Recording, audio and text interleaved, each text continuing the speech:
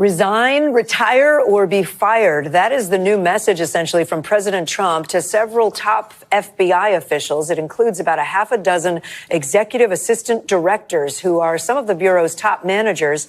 This is the latest in the Trump administration's federal employee shakeup, which he had promised. For more, let's bring in NBC News Justice and Intelligence correspondent Ken Delanian.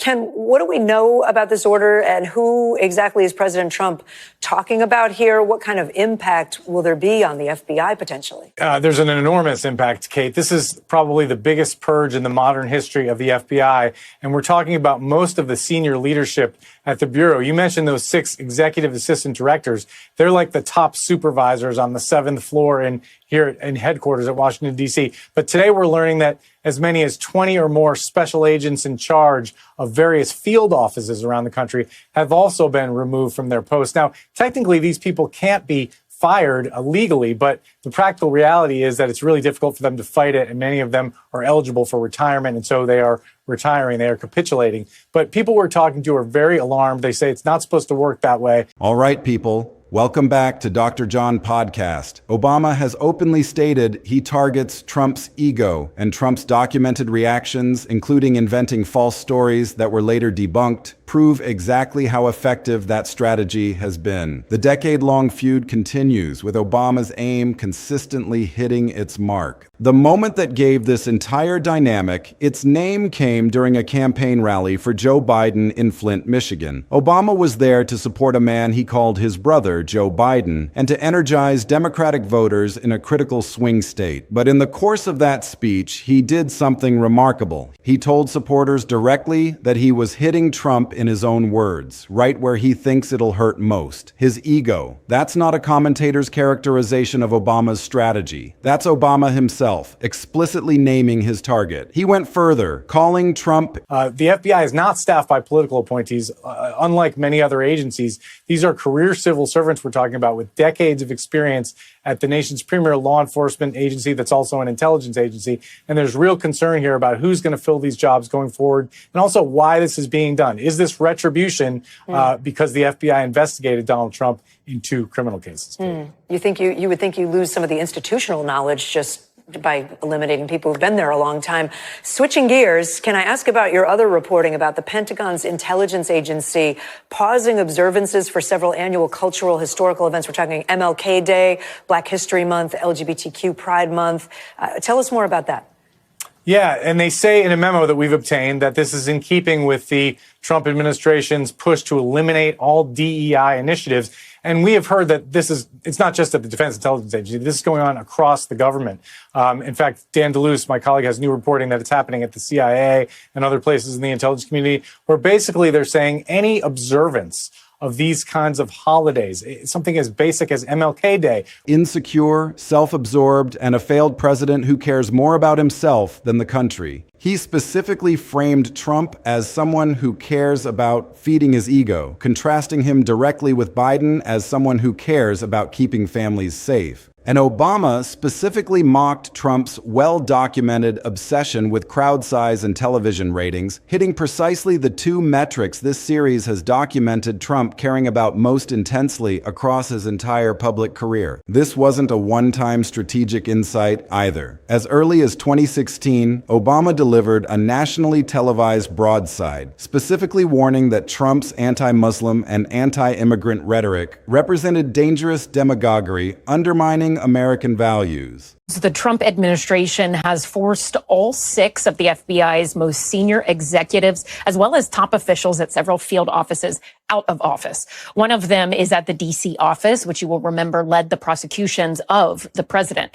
NBC's Ryan Riley joins us now with more on this. So, Ryan, walk us through this. When we say 6 of the most senior executives, as well as multiple heads of various FBI field offices, we mentioned that D.C. office. Talk to us about who these individuals are based on what we know right now and why they're being forced out.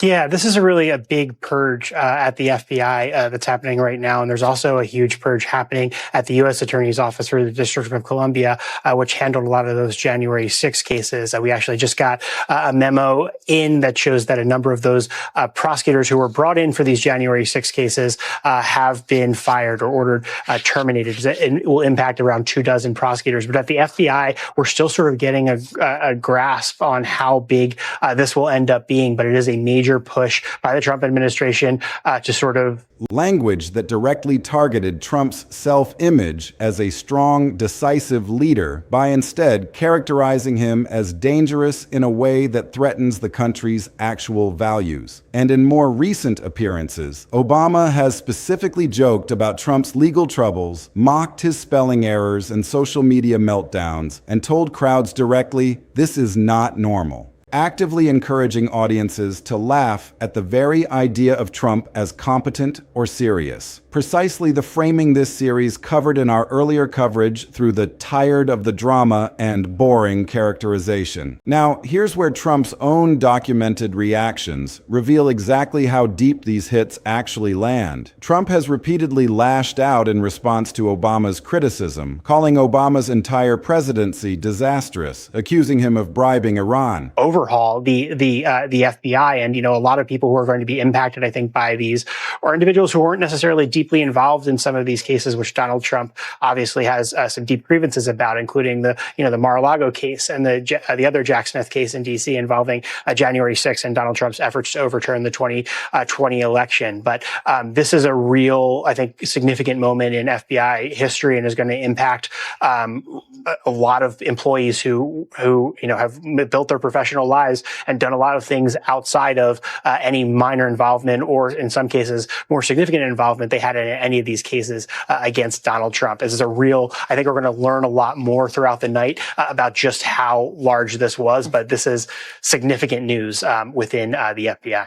Yeah, and we will stay on it as we get more information. Ryan Riley, thank you so much for bringing us that breaking news. We appreciate it. And in closed-door remarks that later surfaced publicly, calling him a stupid son of a bitch. And here's a specific incident worth examining in detail because it's genuinely revealing. At one point, Trump tried to convert a mild, ordinary Obama interaction with a protester into a story about Obama screaming and becoming unhinged, a specific factual claim that fact checkers directly examined and found simply wasn't true. Trump invented an entire confrontation that didn't happen, apparently because he needed some way to hit back, and the actual documented reality gave him nothing to work with. That's the key detail. When the truth doesn't give you what you need, you make something up. So here's the accurate version of this entire dynamic. Obama has explicitly publicly stated that he specifically targets Trump's ego and insecurity using humor and moral authority. Trump has never managed to neutralize this approach. And Trump's response pattern, the closed-door insults that leaked, the fabricated screaming protester story that collapsed under basic fact-checking, reveals exactly how effectively that specific targeting works. Because a man secure in his own standing doesn't typically need to invent confrontations that never happen just to have something to say back. A man confident in his own position responds to criticism with counterargument, not fabrication.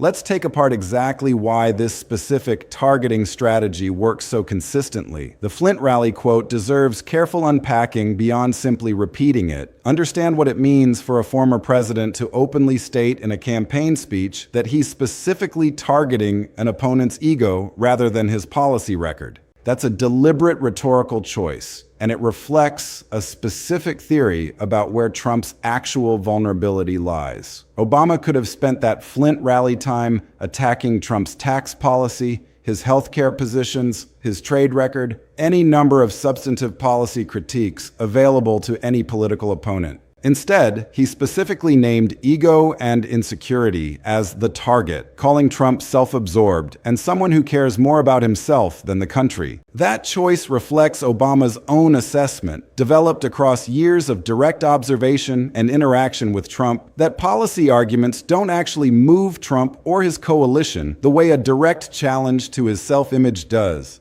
The crowd size and television ratings mockery deserves particular attention because this series has documented extensively across our entire run exactly how consistently and how intensely Trump fixates on precisely these two specific metrics. From the inauguration crowd dispute at the very start of his first term to his repeated claims about drawing bigger crowds than Elvis, which this series covered in our July 4th fiasco scripts, to his documented sensitivity about television ratings throughout his entire media career. Obama choosing to mock exactly those two specific obsessions isn't random. It's a precision strike at the exact metrics this series has independently documented across dozens of separate scripts as Trump's most consistent and most reliable trigger points. Obama wasn't guessing. He was aiming at a target he'd watched Trump expose repeatedly over decades in public life. The 2016 dangerous demagoguery speech establishes that this isn't a new strategy Obama developed only after leaving office. It dates back to when Trump was still a candidate, not yet president. Calling Trump's rhetoric dangerous rather than simply wrong or misguided represents a specific escalation beyond ordinary policy disagreement into a direct challenge to Trump's preferred self-image as a strong, decisive leader protecting the country. Framing him instead as a dangerous threat to American values inverts the entire narrative Trump was trying to build about himself, using the exact language of strength, decisiveness, and protection that Trump's own rhetoric relies on, and redirecting it against him. That's a sophisticated rhetorical move that goes far beyond simple name-calling. Now, Trump's specific documented reactions, because each one reveals something different about how deeply these attacks actually register. The disastrous presidency and bribing Iran characterizations represent standard political counterattack, aggressive, but within the normal register of political disagreement this series has documented throughout Trump's entire career. The stupid son of a bitch remark delivered in closed-door settings and only later surfacing publicly reveals something more genuine. Language. Trump apparently felt comfortable using privately away from any calculation about how it would play publicly, suggesting the underlying sentiment runs deeper than mere political performance. When someone says something in private that they wouldn't say in public, that's usually closer to their genuine feelings. And now, the fabricated screaming protester incident, because this is the single most revealing piece of evidence in this entire story. Fact-checkers specifically examined Trump's claim that Obama had screamed and become unhinged during an interaction with a protester and found the claim simply wasn't true. The actual interaction, whatever it involved, didn't match Trump's characterization at all. Think about what it actually means for a sitting or former president to invent an entire false confrontation involving his predecessor, checkable against actual video and reporting, specifically to have something negative to say in response to Obama's criticism. That's not spontaneous political combat. That's manufacturing content because the actual documented reality provided nothing Trump could use, revealing a specific desperation to hit back that the genuine facts simply didn't support. Let me break down what this combination actually reveals. First, Obama's explicit naming of ego as his specific target represents a rare instance of a political figure openly stating his own strategic theory of an opponent's psychology, rather than leaving that assessment to outside commentators or analysts. That transparency itself is instructive. Obama isn't hiding his approach because he's confident it works precisely as intended. Second, the crowd size and ratings mockery connects directly to the extensive documented pattern this series is traced across dozens of separate scripts regarding Trump's consistent fixation on exactly those two specific metrics. Obama targeting precisely those obsessions, rather than any of the countless available policy critiques, represents surgical precision rather than generic political attack. The fabricated screaming protester incident deserves to be remembered as the single clearest piece of evidence that these attacks genuinely land, because inventing an entirely false confrontation represents a specific kind of desperation that ordinary political disagreement doesn't typically produce. A politician confident in his standing responds to criticism with counter-argument.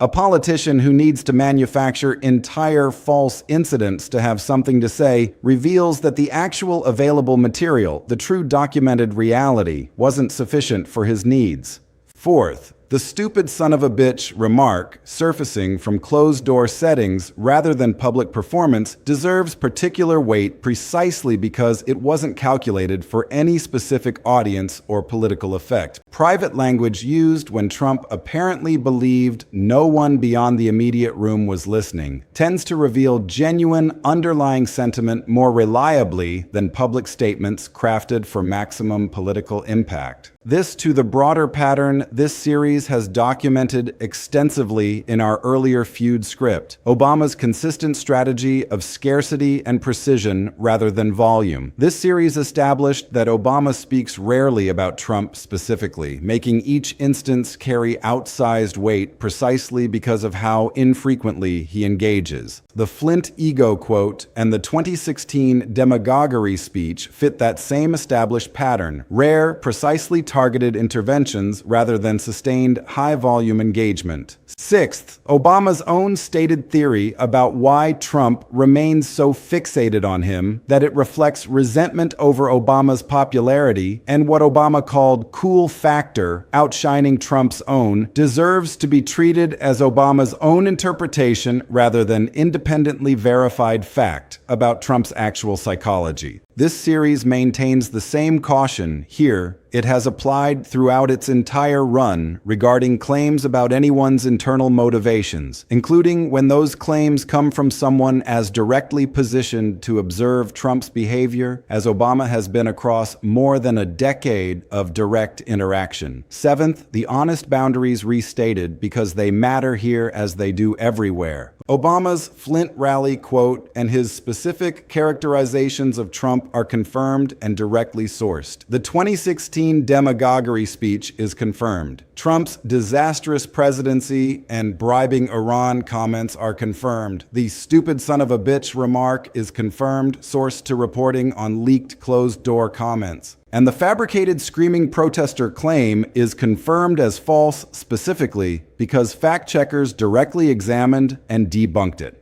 This isn't disputed characterization. It's a verified factual error Trump made about an incident that didn't occur as he described it. So here's the bottom line. Barack Obama has explicitly, publicly stated that his strategy against Trump specifically targets his ego, calling him insecure, self-absorbed, and mocking his documented obsessions with crowd size and television ratings. Precisely the metrics this series has traced across dozens of prior scripts as Trump's most reliable trigger points. Trump's documented response pattern reveals exactly how effectively that targeting works. Aggressive public counterattacks, private language surfacing later that reveals genuine underlying sentiment, and in one specific and thoroughly debunked instance, an entirely fabricated story about Obama screaming and becoming unhinged during an incident that fact-checkers confirmed simply didn't happen as Trump described it. That fabrication is the single clearest piece of evidence in this entire story. When the actual documented reality gives you nothing to work with, and you invent an entire false confrontation anyway, that reveals exactly how much the original attack actually landed. Obama named his target precisely, and Trump's own documented reactions again and again prove Obama's aim was correct. There's a broader point worth making about why the fabricated screaming protester story deserves to be understood as a genuinely distinct category of behavior compared to ordinary political spin or exaggeration. Because the specific mechanics of how that fabrication was constructed and then debunked illuminate something important about the underlying psychology at work. Political exaggeration typically involves stretching or reframing an actual event, characterizing a real policy disagreement as more severe than it was, or describing a real exchange in more dramatic terms than strictly accurate. What Trump did with the Obama protester incident represents something categorically different. Describing specific behavior, screaming, becoming unhinged that fact-checkers found had no basis in the actual documented interaction whatsoever. That's not exaggeration of a real event. Its invention of an event that didn't occur, checkable against video and contemporaneous reporting that directly contradicted the claim. The specific choice to manufacture rather than merely exaggerate suggests the actual available material was so thin that even generous exaggeration wouldn't have produced anything usable, forcing a complete fabrication instead. It's also worth examining why Obama's specific choice to mock Trump's spelling errors and social media meltdowns mentioned in more recent appearances represents a particularly effective form of ego targeting distinct from more substantive policy or character critiques.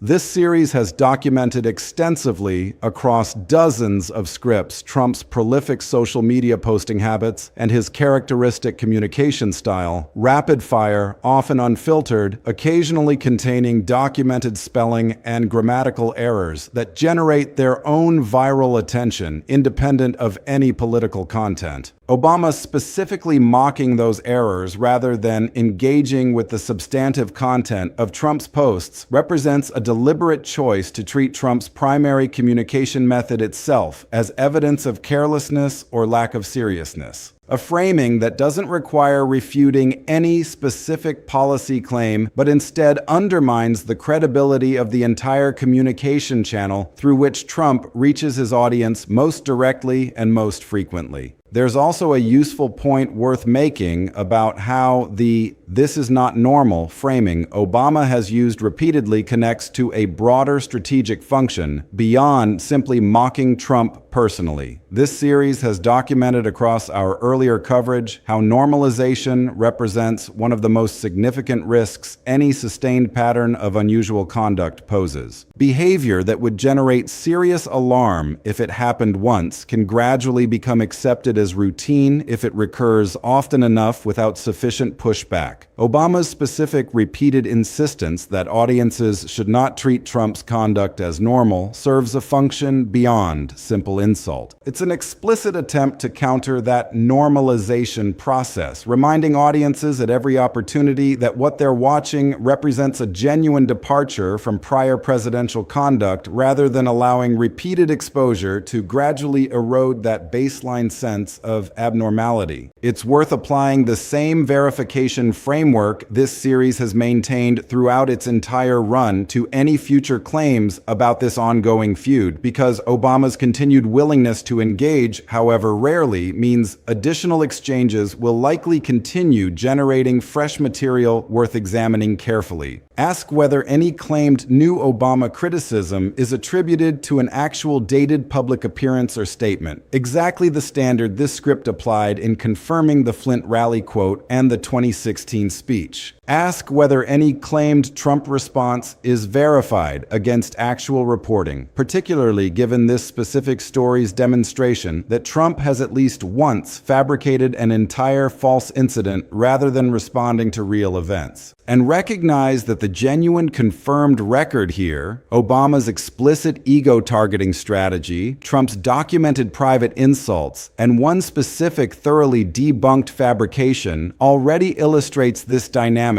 with more than enough precision without requiring any additional embellishment. Watch these specific developments going forward, because this remains an active recurring dynamic likely to generate additional documented instances as both men continue their respective public roles. Watch whether Obama continues his pattern of rare but precisely targeted interventions specifically around Trump's ego and self-image, consistent with the scarcity as strategy approach this series has documented across his broader feud history. Watch whether Trump's response pattern continues to include any additional fabricated incidents given the specific precedent this script has documented, since a repeat instance would further confirm this as a recurring behavioral pattern rather than a single anomaly. And watch whether Obama's specific "this is not normal" framing gets picked up more broadly by other Democratic figures as a standard talking point, since that kind of adoption will represent his rhetorical strategy extending beyond his own personal interventions into the broader party's messaging approach. Let's also spend time examining why Trump's own justification for his personal insults toward Obama, "If Obama can go hard, I can too," deserves scrutiny as a specific rhetorical move worth understanding precisely because it reveals something about how Trump processes and responds to exactly this kind of criticism. That justification frames Trump's own attacks as simple reciprocity, a defensive response to provocation rather than an independent choice about how to engage with a political rival. But examining the actual documented content of each man's attacks reveals a meaningful asymmetry this framing obscures. Obama's criticisms, however pointed, have generally focused on policy competence, character assessment, and psychological observation. Insecure, self-absorbed, dangerous demagoguery. Trump's documented responses have included the "stupid son of a bitch" remark, the fabricated screaming incident, and as this series covered in our earlier coverage, an AI-generated video depicting Obama's arrest and public accusations of treason. That's a meaningfully different register of attack. Obama critiquing character and competence. Trump inventing criminal scenarios and fabricated incidents. The "if Obama can go hard" framing attempts to place both approaches on the same moral plane when the actual documented record shows a considerable escalation in kind, not just degree, between what each man has actually said and done. It's also worth examining why Obama's specific ability to deploy humor as a weapon against Trump represents a particularly difficult attack for Trump to counter effectively, distinct from more straightforward policy criticism or character attacks. This series has documented extensively across our earlier coverage how Trump's entire political brand depends on projecting strength, dominance, and being the most compelling figure in any given story. Humor specifically undermines that projection in a way serious criticism doesn't. Being mocked as ridiculous or laughable strikes at a different vulnerability than being condemned as dangerous or incompetent. A dangerous, incompetent leader can still be feared, which maintains a certain kind of political potency. A laughable, ridiculous leader loses even that fear-based potency because audiences who are genuinely laughing at someone have stopped taking that person seriously as any kind of threat at all. Obama's specific choice to deploy humor, mocking spelling errors, treating Trump's social media meltdowns as comedy rather than serious concern, represents an attack on that more fundamental level of political potency that pure policy criticism doesn't reach. There's a useful point worth making about how the specific timing of Obama's interventions, concentrated around campaign moments like the Flint rally rather than continuous ongoing commentary, connects to the broader strategic calculation this series identified in our earlier examination of his overall approach to Trump.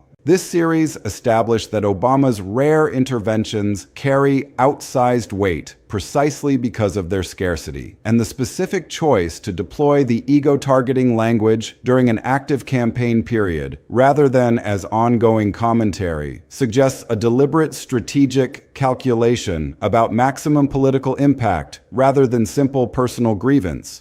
Campaign moments generate the largest possible audience for any specific message, meaning Obama's choice to deploy his most pointed language during exactly those windows represents the same disciplined, high-leverage approach to public engagement this series has documented throughout his broader feud history with Trump. It's worth considering what this specific dynamic reveals about the broader relationship between personal psychology and political effectiveness that this series has traced across numerous other contexts throughout its entire run. This series has documented extensively how Trump's documented sensitivity to certain specific triggers, crowd size, ratings, personal mockery, has repeatedly shaped his responses to situations far beyond just Obama specifically. From his reaction to the fake UFC insult clip this series debunked, to his documented responses to various court proceedings and legal setbacks. The Obama dynamic represents perhaps the clearest, most explicitly named version of this broader pattern, precisely because Obama himself has stated the strategy openly rather than leaving it to outside observers to infer. That explicit naming provides a kind of confirmed baseline this series can then apply when examining Trump's reactions to other, less explicitly analyzed provocations throughout the rest of this project. The same underlying sensitivity to ego and self-image that Obama specifically targets appears to operate as a consistent thread across virtually every documented instance of Trump's most intense, least measured public reactions. So here's the final, complete framework worth carrying forward from this examination. Barack Obama has explicitly stated in his own words at a Flint campaign rally that his strategy against Trump specifically targets his ego, calling him insecure and self-absorbed and mocking precisely the crowd size and ratings obsessions this series has documented extensively across dozens of prior scripts as Trump's most reliable trigger points.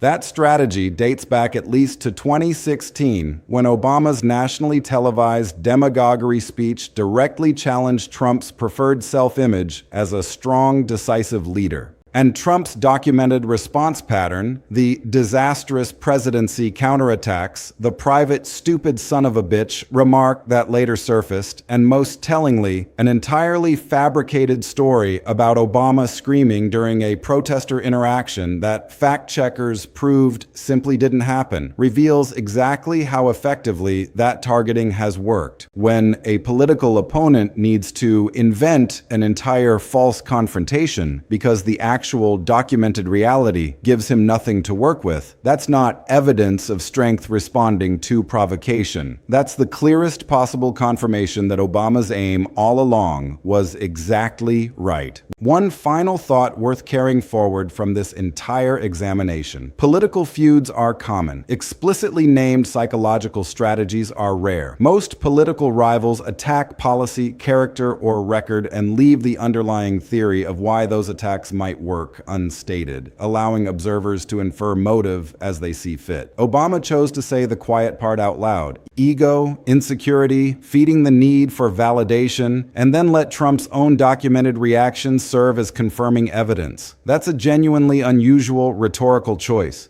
And his continued effectiveness, demonstrated most clearly by an entirely fabricated confrontation that never actually happened, suggests Obama understood something about his specific opponent that few others have articulated with this level of precision or public confidence. That's the accurate, fully documented account of this dynamic, and it remains one of the clearest, most explicitly self-confirmed political feuds this entire series has ever traced from start to finish.